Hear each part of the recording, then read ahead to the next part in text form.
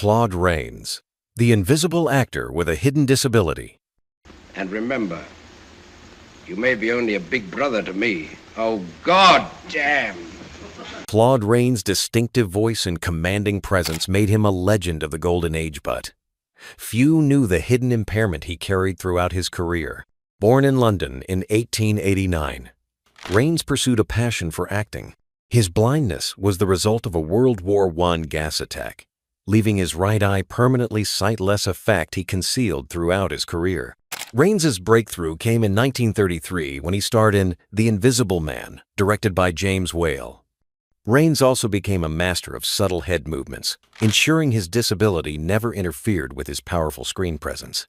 Over the next decades, Rains delivered iconic performances in classics like Casablanca, Mr. Smith Goes to Washington, and Lawrence of Arabia. His blindness remained largely unknown to the public during his lifetime, a testament to his skill and determination. Bela Lugosi, the Prince of Darkness and His Hidden Pain. This is very old wine. Bela Lugosi's portrayal of Count Dracula defined the image of vampires for generations. His mesmerizing eyes, exotic accent, and haunting charisma made him an icon of horror cinema. His dramatic talents and European elegance eventually brought him to Hollywood, where his breakthrough as Dracula made him a household name. What the public didn't know was that Lugosi's life was marked by chronic pain, a result of severe sciatica that plagued him for decades.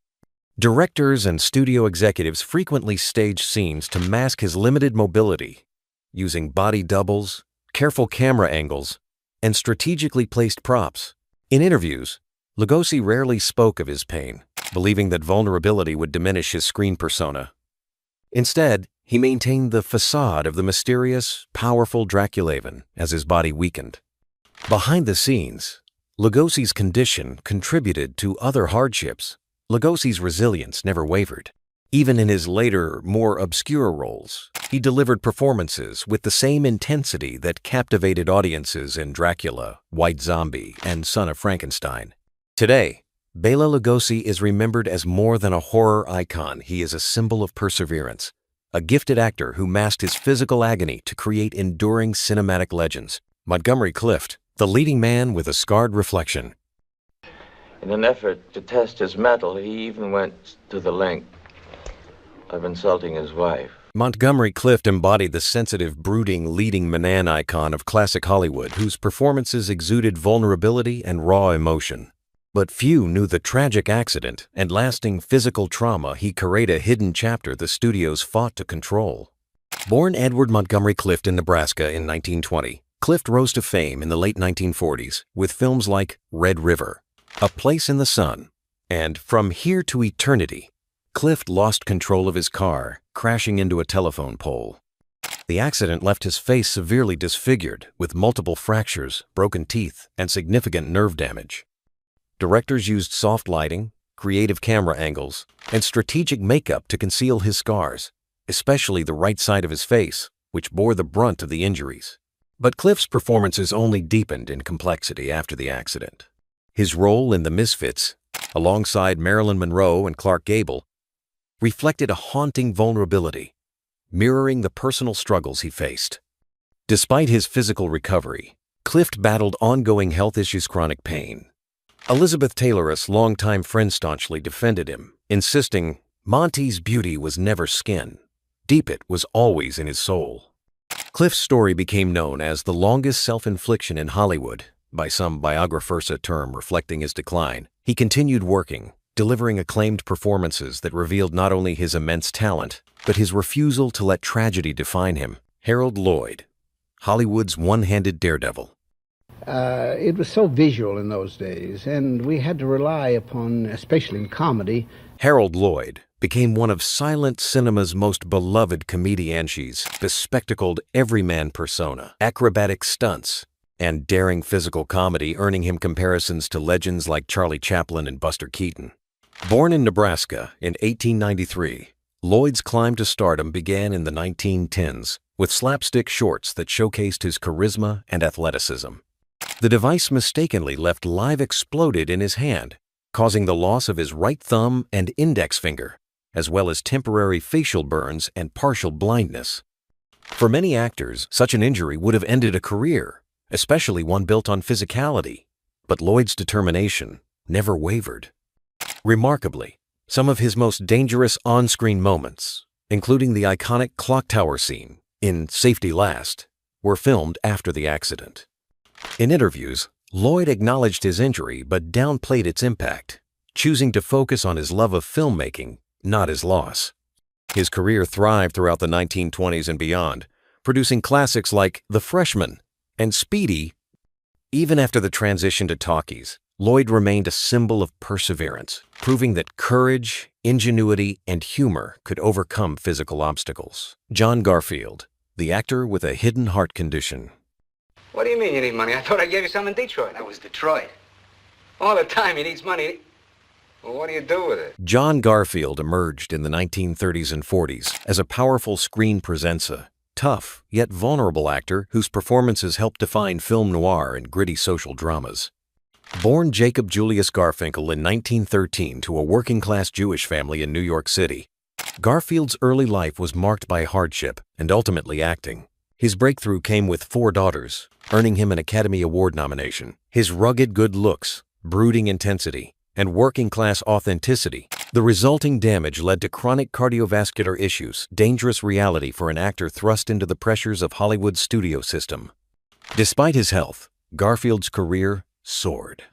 He starred in classics like The Postman Always Rings Twice and Body and Soul, bringing depth and complexity to roles that resonated with ordinary Americans.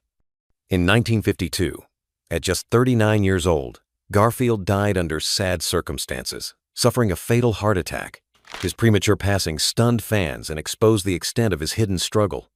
Friends and fellow actors mourned the loss of a true talentone whose performances helped reshape American cinema with honesty and social relevance. Lionel Barrymore, the screen legend who hid his wheelchair. Jimmy, now that I know the music's pretty good, I'll confess I helped Cornelia. Lionel Barrymore's name is etched into the history of Hollywood's Golden Aegea, member of the legendary Barrymore acting dynasty and a performer whose presence defined countless classics. Born in 1878 in Pennsylvania, Barrymore enjoyed an extraordinary career spanning theater, silent films, and talkies. His performances in Grand Hotel, You Can't Take It With You, often filming him seated or behind desks, giving the illusion of full mobility. His portrayal of the miserly Mr. Potterone of cinema's most iconic villains was crafted entirely from a seated position, allowing audiences to focus on his artistry rather than his physical condition. In interviews, Barrymore never let his disability define him. He remained passionate about acting, painting, and musiquis, resilience, inspiring peers and fans alike. William Powell, the sophisticated star who battled cancer in silence. Because I want to lie low until I get the whole dope. I'm not going to go off half-cocked. William Powell embodied the suave, sophisticated leading man of Hollywood's golden age. His sharp wit, effortless charm, and unforgettable performance, especially alongside Myrna Loy in The Thin Man series, made him one of the most beloved actors of the 1930s and 40s, captivating audiences with their playful banter and sophisticated allure. In 1938, at the height of his career, Powell was diagnosed with rectal cancera, devastating illness in an era with limited treatment options and significant stigma surrounding such conditions. The battle took its toll physically and emotionally, but Powell's resilience shone through. Against the odds, he returned to the screen, delivering acclaimed performances in The Thin Man sequels and Life with Father. His understated bravery in facing cancer remained largely hidden from fans' conscious choice to avoid pity and preserve his sophisticated screen persona. His experience, battling cancer in silence, paved the way for greater awareness, a reminder that even Hollywood's most polished icons faced private battle sand, that courage often comes quietly. James Stewart, the war hero with a hidden hearing loss. 2nd, 3rd of April, previews, and officially the 9th of April. James Stewart was beloved for his everyman charm, distinct voice, and unforgettable performances in classics like It's a Wonderful Life and Mr. Smith Goes to Washington. But behind his successful Hollywood career, Stewart carried a physical impairment that few audiences noticed, a hearing loss that began during his real-life service in World War II. But when the Second World War broke out, he set his acting career aside to enlist in the U.S. Army Air Forces. Stewart served with distinction as a bomber pilot, eventually flying over 20 combat missions across Europe and rising to the rank of colonel. Stewart began experiencing hearing damage, a gradual loss that worsened over time. Despite this hidden disability, Stewart returned to Hollywood after the war, delivering some of his most iconic performances, from Rear Window to Vertigo, ensuring the public remained unaware.